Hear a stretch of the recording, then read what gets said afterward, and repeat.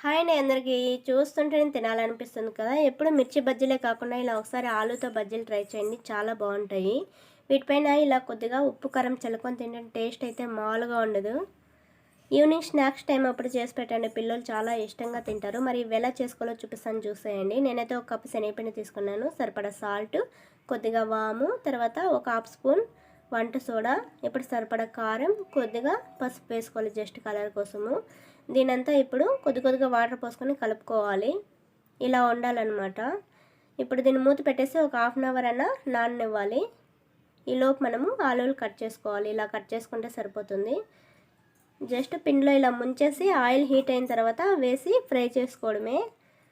ఈలోపు ఆయిల్ కూడా హీట్ అయిపోయింది. ఇలా ఒక్కొక్కటే పిండిలో ముంచేసుకొని వేసేసుకోవాలి ఆయిల్లో.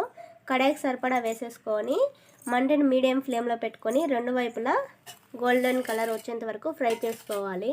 పిల్లలు అయితే చాలా ఇష్టంగా తింటారండి. తప్పకుండా ట్రై చేయండి. చాలా సింపుల్గా అయిపోతుంది.